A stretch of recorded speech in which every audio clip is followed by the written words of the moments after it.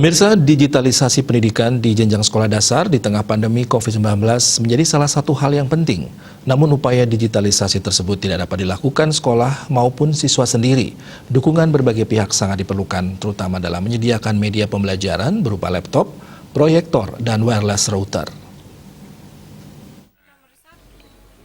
Direktur Sekolah Dasar Kemendikbudristek RI Sri Wahyuni mengatakan peninjauan tersebut merupakan tindak lanjut dari langkah Kemendikbudristek RI yang beberapa waktu lalu telah menyalurkan 22 paket media pembelajaran berupa laptop, proyektor, dan wireless router.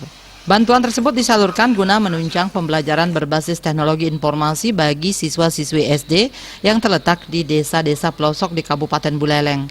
Dukungan ini ternyata sangat membantu proses belajar mengajar, terutama pada SD yang terletak di pelosok. Selama ini mereka kerap terkendala sarana prasarana penunjang pembelajaran yang berbasis teknologi informasi.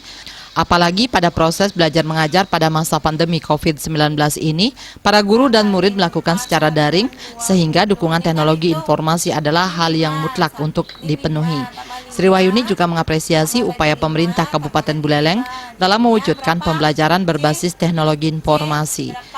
Karena hal tersebut sangat penting untuk mendukung pembelajaran daring pada masa pandemi COVID-19. Robin Denpos melaporkan.